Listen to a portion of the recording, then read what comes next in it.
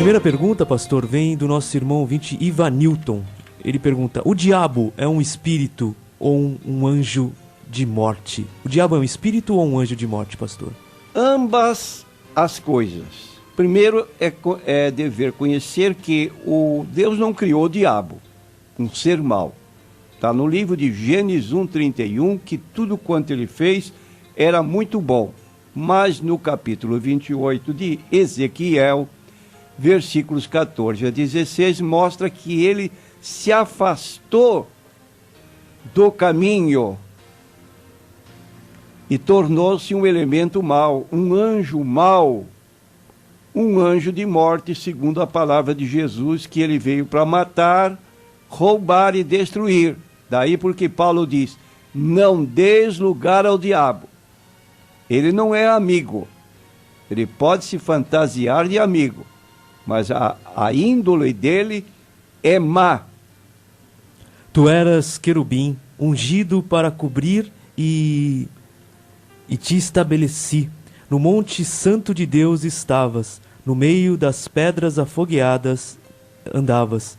Perfeito eras nos teus caminhos, desde o dia em que foste criado, até que se achou iniquidade em ti.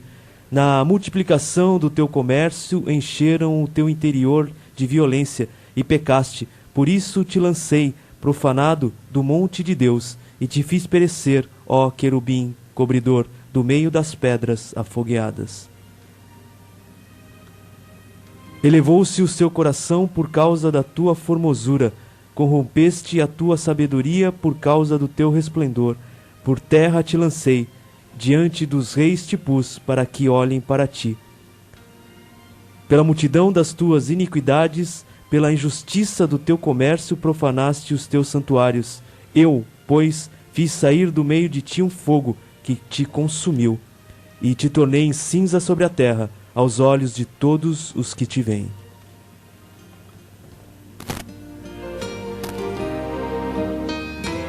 Próxima pergunta, pastor, vem da nossa irmã Aparecida. Por que Deus não responde todas as orações? A Bíblia nos dá razão em Tiago capítulo 4, versículo 3, que certas orações dirigidas a Deus estão dirigidas ou feitas de forma imprópria. E Deus não vai atender aquilo que vai nos prejudicar. Pedis e não recebeis, porque pedis mal, para o gastardes em vossos deleites. Agora, com respeito à oração, a resposta nós encontramos no capítulo 7 de Mateus, versículos 7 a 11, que devemos ser insistentes no nosso pedido.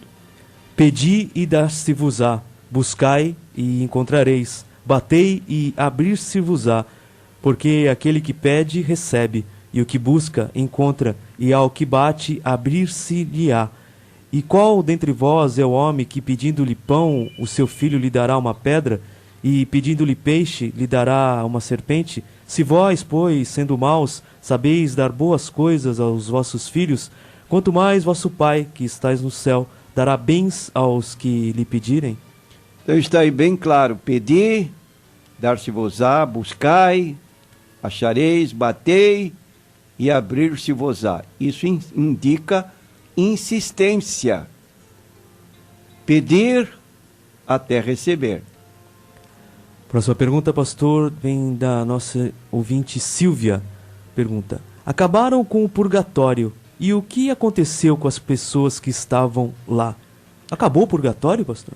Não, a informação não é correta.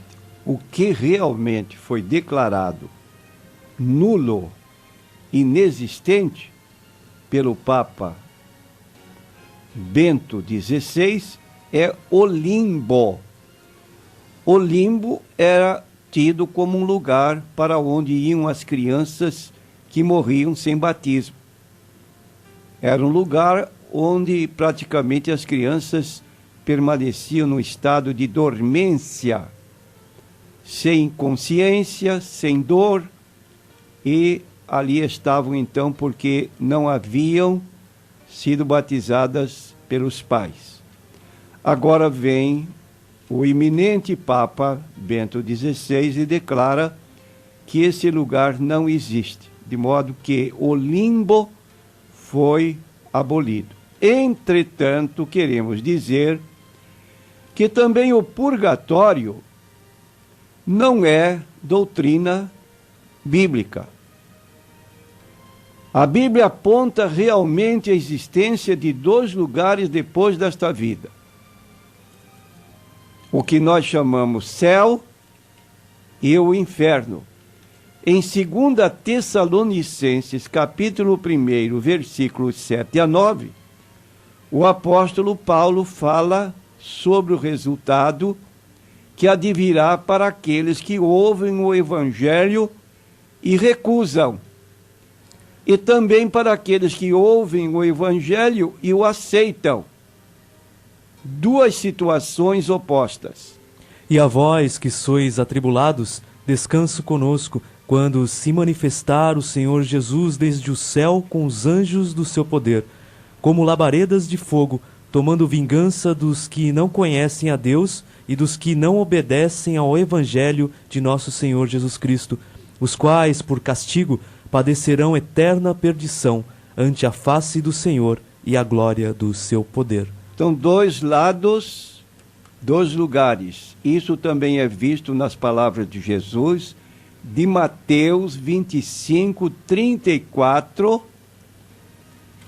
41 e 46. Então dirá o rei aos que estiverem à sua direita: Vinde, benditos de meu Pai, possuí por herança o reino que vos está preparado desde a fundação do mundo. Então dirá também aos que estiverem à sua esquerda: Apartai-vos de mim, malditos, para o fogo eterno, preparado para o diabo e seus anjos. E irão estes para o tormento eterno, mas os justos para a vida eterna. Agora, queremos dizer aos nossos ouvintes, eventualmente católicos, que eles não precisam passar pelo purgatório. Vou repetir, nossos ouvintes católicos não precisam passar pelo purgatório. Eles podem ir diretamente para o céu. Porque é ensinado que existe esse lugar intermediário chamado purgatório? Porque dizem que eles, os que lá vão cumprir a justiça de Cristo. Então a pessoa faz a sua confissão auricular, recebe penitência, esmola, jejum, oração, uma delas para escolher.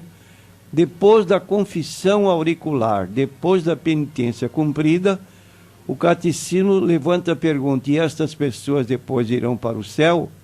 Resposta: não, porque terão que cumprir a justiça de Cristo. E eu quero dizer para você, meu prezado ouvinte, que a justiça de Cristo já foi cumprida na cruz. Quando ele deu aquele brado em João 19:30, está consumado, ele efetuou uma redenção completa. E diz então o apóstolo João, na sua primeira carta, no capítulo 1, versículo 7, versículo 9, que o nosso purgatório é o sangue de Jesus que nos livra, nos limpa de todo o pecado. 1 João, capítulo 1, versículo 7, versículo 9. Mas se andarmos na luz como ele na luz está, temos comunhão uns com os outros, e o sangue de Jesus Cristo, seu Filho, nos purifica de todo pecado. Se confessarmos os nossos pecados, ele é fiel e justo para nos perdoar os pecados e nos purificar de toda a injustiça. Então diz a Bíblia, complementando no livro de Hebreus, capítulo 7, versículo 25, que Jesus nos dá uma redenção completa. Portanto, pode também salvar perfeitamente os que por ele se chegam a Deus, vivendo sempre para interceder por eles. Próxima pergunta, pastor, vem do nosso irmão ouvinte Luiz. Existe caso de que matar alguém é pecado? No caso, a pergunta deveria ser: existe caso de que matar alguém não é pecado? Matar alguém sempre foi pecado. Está lá no livro de Êxodo, capítulo 20, não matarás. Agora, existem exceções, como nós encontramos no livro de Romanos, o apóstolo Paulo expondo que as autoridades são constituídas para bem do povo, para reprimir a ação de delinquentes, de criminosos. Então, existe o que nós chamamos a legítima defesa. Capítulo 13 de Romanos, versículos 3 a 5. Porque os magistrados não são terror para as boas obras, mas para as más. Queres tu, pois, não temer a potestade? Faze o bem e terás louvor dela. Porque ela é ministro de Deus para teu bem. Mas se fizeres o mal, teme, pois não traz de balde a espada, porque é ministro de Deus e vingador para castigar o que faz o mal. Portanto, é necessário que lhe estejais sujeitos, não somente pelo castigo, mas também pela consciência.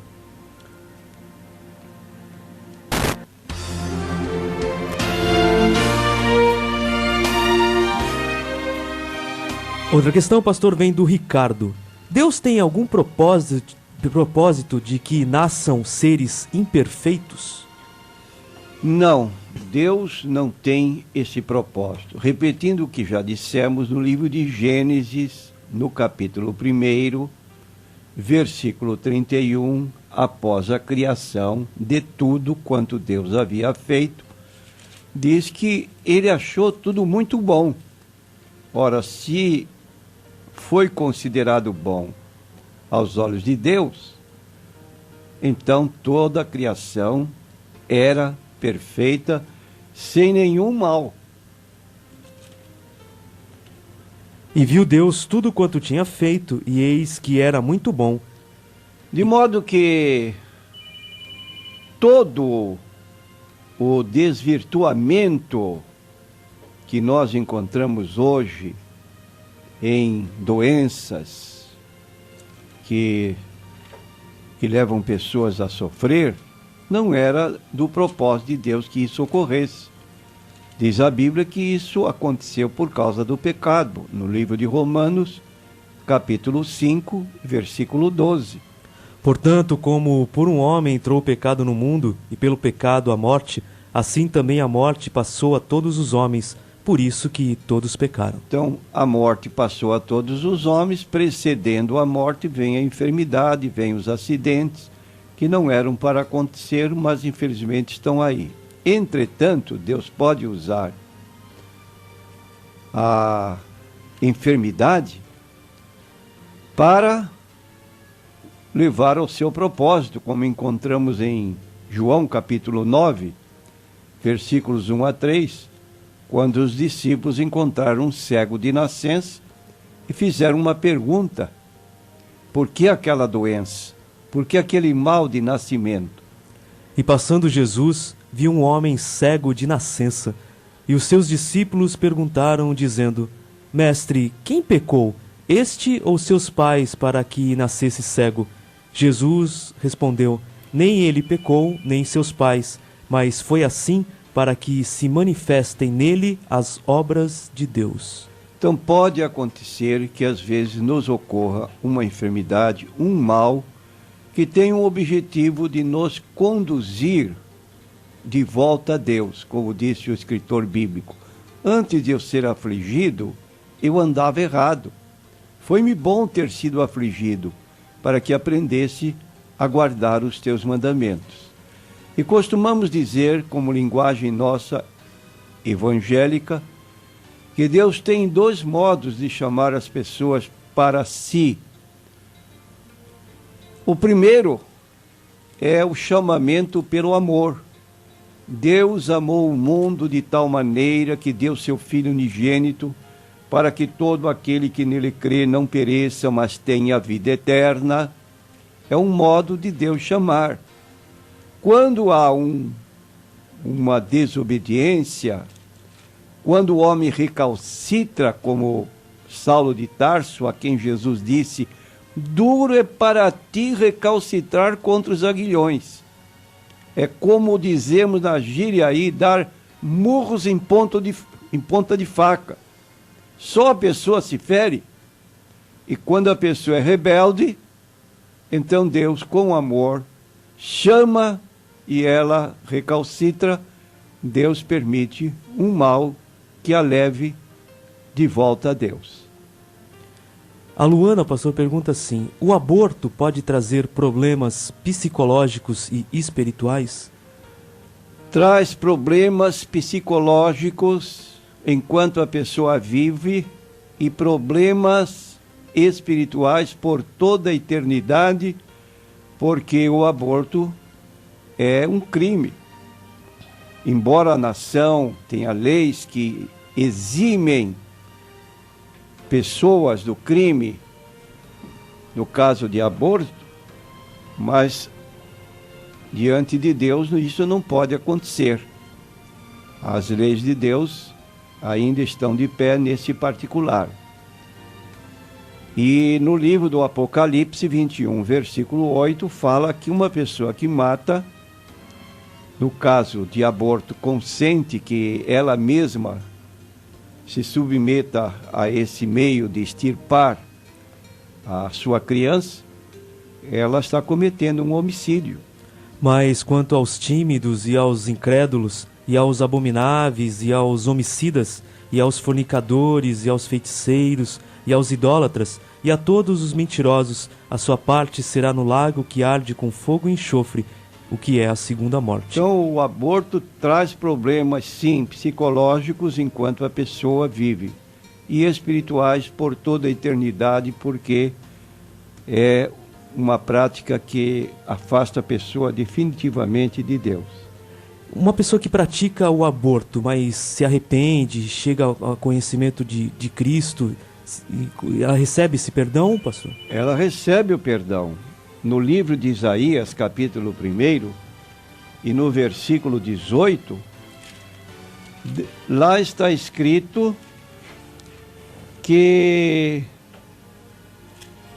ainda que os pecados sejam negros, vermelhos, se tornarão como a branca lã. Vinde então e argui-me, diz o Senhor, ainda que os vossos pecados sejam como a escarlata, eles se tornarão brancos como a neve, ainda que sejam vermelhos como o carmesim, se tornarão como a branca lã.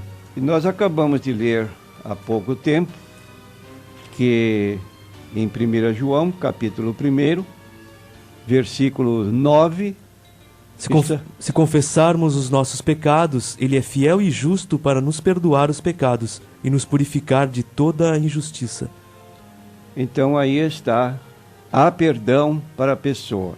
Eu admito que dos maiores que foram pecadores, o apóstolo Paulo se define como sendo o principal dos pecadores. Em 1 Timóteo, capítulo 1, versículo 12 a 15, diz ele: alcancei misericórdia. O que significa, então, que há perdão para a pessoa que na sua ignorância, no desconhecimento da vontade de Deus, agiu mal. E ele mesmo, ele consentiu com a morte de Estevão e de outros cristãos. Próxima pergunta, pastor, vem do Ivanilton. Ele pergunta: o que é fornicação espiritual? Isto existe? Sim, existe essa conotação que aparece em Tiago, capítulo 4 e versículo 4. Ele não usa a palavra fornicação, mas o que é fornicação? É adultério. Adúlteros e adúlteras, não sabeis vós que a amizade do mundo é inimizade contra Deus? Portanto, qualquer que quiser ser amigo do mundo, constitui-se inimigo de Deus. Então aqui está um problema. Uma pessoa que anda servindo a Deus e servindo ao mundo. E em Mateus capítulo 6 e versículo 24, Jesus declara que isso é impossível. Ninguém pode servir a dois senhores, porque ou há de odiar um e amar o outro, ou se dedicará a um e desprezará o outro. Então, aqui fala de fornicação espiritual. Quer dizer, uma pessoa que procura servir a Deus e ao diabo ao mesmo tempo. Cultua os dois. Essa pessoa está cometendo fornicação espiritual porque não é fiel a Deus. Está ligada ao outro que é inimigo de Deus, e nós não podemos servir a dois senhores. Qualquer coisa que interfira entre nosso relacionamento com Deus é considerado uma fornicação espiritual. Mais uma pergunta, pastor, do Ronaldo. Ele diz: de onde se originou a raça negra? Eu quero dizer que todos nós viemos de um só casal. No capítulo 17 do livro de Atos dos Apóstolos, versículo 26, Paulo pregando no Areópago de Atenas, ele diz que de um só fez toda a geração dos homens. E enquanto Paulo os esperava em Atenas, o seu espírito se comovia em si mesmo, vendo a cidade tão entregue à idolatria, de sorte que disputava na sinagoga com os judeus e religiosos, e todos os dias na praça com os que se apresentavam. Então ele discutia e apresentou essa situação que declarei: de um só fez toda a geração humana. Atos 17, 24. O Deus que fez o mundo e tudo o que nele há, sendo o Senhor do céu e da terra, não habita em templos feitos por mãos de homens.